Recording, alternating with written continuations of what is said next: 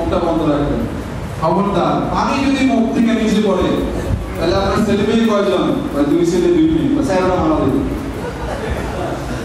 চারটা কি মারা দেব। আর যদি পানি গিলে ফেলেন তাহলে স্বামী মারা দেব। মহিলারা ঠিক আছে হুজুর, আমি আপনার এই তাবিজের নিয়ম 100% পালন করব। এখন মহিলা একটু খুশি যে বাবার থেকে কি আছে, বরাবরই আছে। মহিলা ঘরে গেছে, ঘরে যাওয়ার পরে স্বামী সিদ্ধি দেবা, সিদ্ধি চালায় বাড়িতে আসছে, বাদ দাও খাইতে বয়ে দেখে যে বাজার কিলো লবণ ইচ্ছা মতো শুরু করে দিল। তো মহিলা এগুলো যে আজকে ঝগড়া করবো না, বাবা পানি পড়া যেটা আনছি ওইটা ট্রাই করি। তো এই মুখে মহিলা বোতল থেকে পানি দিচ্ছে, পানি দিয়ে মুখ খুলে রাখছে। গিললে কিন্তু স্বামী মারা যাবে, আর যদি নিচে পড়ে তাহলে মারা যাবে কারা?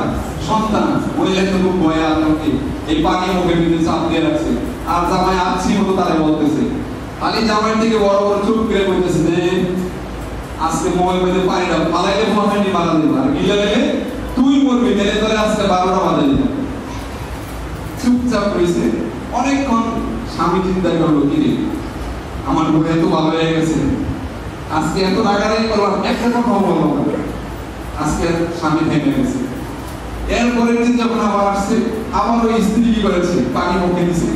পানি মুখে নেওয়ার পরে কি করছে, স্বামী যখন দমক দিছে, পানির জন্য তার কথা বলতে পারে না, বারবার খালি চিন্তা করছে পানিটাই খাইছে আমার। তাইলে তরে আজকে কি করতাম, তার বাপ দাদা 14 শুনে উদ্ধার করে দিতাম। দ্বিতীয় দিন যখন এই সিস্টেম প্রয়োগ করলো, প্রয়োগ করার পরে স্বামী চিন্তা করলো তার সাথে শুধু শুধু আমি ঝগড়া করি, আমার স্ত্রী বলো বাবা। এরপরের দিন থেকে সংসারের ঝগড়া বন্ধ, সব ঝগড়া কি বন্ধ।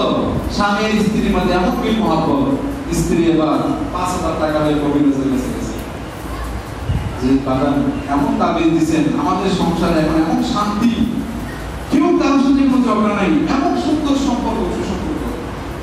আচ্ছা কোন যদি এই তাবিজের এই যে পড়া পানি দিলেন, কেটে দিলেন আপনি? আমি 2 টাকারও পড়া পানি দিই না, আমি পানিতে বুয়ে দিই। এইভাবে কাজ করলো কেমনি? আমি তো রোগ তো ধরছি একটা, এই যে